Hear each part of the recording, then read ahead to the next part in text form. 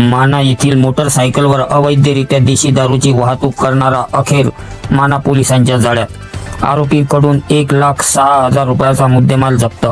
अवैध धंद्याचे समूळ उच्चाटन करण्यासाठी माननीय पोलीस अधीक्षक श्री अर्चित चांडक यांच्या संकल्पनेतून सुरू असलेल्या ऑपरेशन प्रहार मोहिमेअंतर्गत अवैध दारू विरोधात सुरू असलेल्या मोहिमेला गती देत अनेक दिवसांपासून पोलिसांच्या हातावर तुरी देऊन अखेर त्याला माना पोलिसांनी पुन्हा एकदा धडक कारवाई करून देशी दारूची अवैधरित्या वाहतूक करणाऱ्या आरोपीस मोटरसायकलसह पकडण्यात यश मिळाले।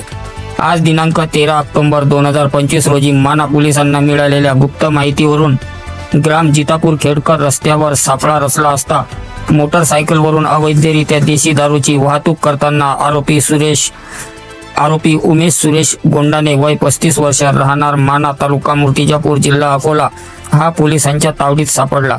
अनेक दिवसांपासून हा आरोपी पोलिसांच्या हातावर तुरी देत पळून जायचा।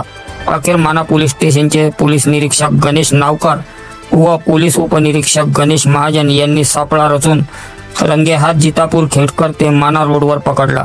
आरोपींकडून 200 नग देशी दारू, बॉबी संत्रा 90 मिली, एक विवो कंपनीचा मोबाईल आणि मोटरसायकल असा एकूण 1,06,000 रुपये किमतीचा मुद्देमाल जप्त करून आरोपींविरुद्ध कलम 65 महाराष्ट्र दारूबंदी कायद्यानुसार गुन्हा नोंद करून आरोपीला ताब्यात घेण्यात आले।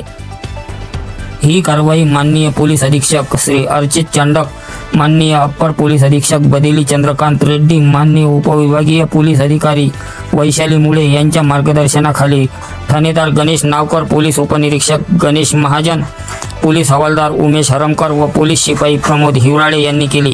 या अतिशय धाडसी कारवाईमुळे अवैध धनवाल्यांचे धाबे दणाणले आहे। अनिकेत कोकणे, माना, अकोला।